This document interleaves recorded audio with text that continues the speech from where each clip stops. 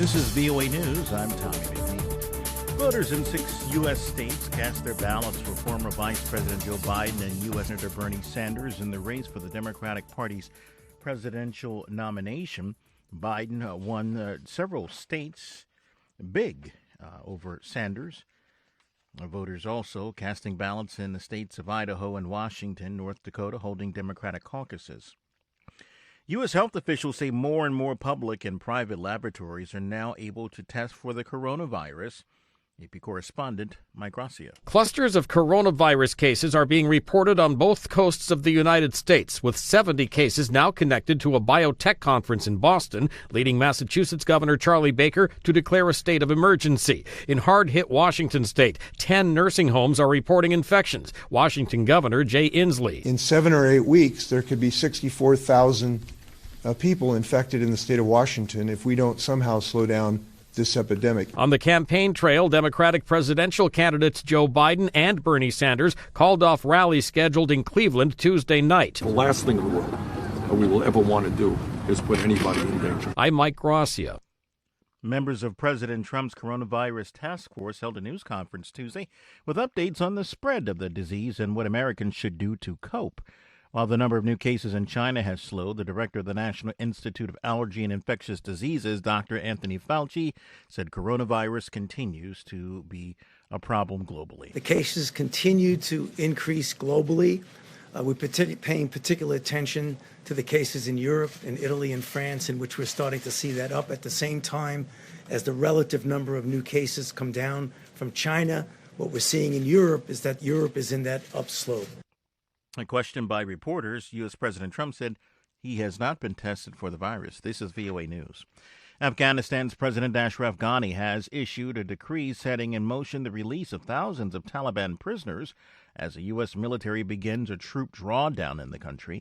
The U.S. Taliban agreement sealed in Qatar 10 days ago requires all American and coalition forces to leave the country in the next 14 months. The agreement is subject to insurgent counterterrorism assurances and commitments the Taliban would seek a political reconciliation with other Afghan stakeholders. The UN High Commissioner for Human Rights is deploring the violent escalating attacks against political opponents of the government of Venezuelan President Nicolas Maduro. Michelle Bachelet presented an oral update on the situation there to the UN Human Rights Council Tuesday.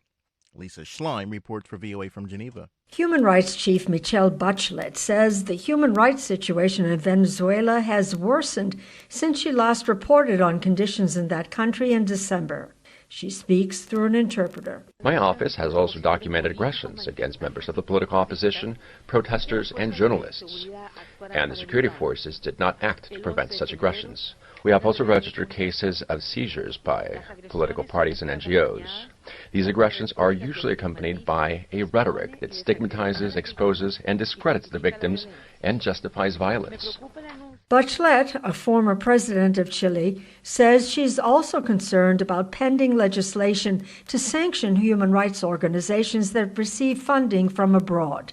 Lisa Schlein for VOA News, Geneva. And Venezuela's ambassador to the UN in Geneva criticized the High Commissioner's presentation as lacking balance, but he does note that the necessity of maintaining a dialogue with her office and says his country welcomes its technical assistance.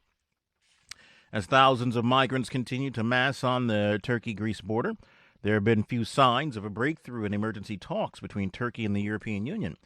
5 EU member states, Germany, Finland, France, Luxembourg, and Portugal, agreed to take in unaccompanied migrant children who are stuck in Greece through numbers, although the numbers are unclear. Ankara encouraged migrants to head to the Greek border last week, accusing the EU of failing to keep the promises it made in a 2016 deal struck at the height of the European refugee crisis. Turkey is hosting around 4 million migrants. Many of them are escaping the war in Syria.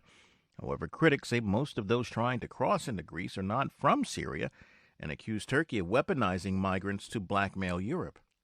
More at voanews.com. I'm Tommy McNeil, VOA News.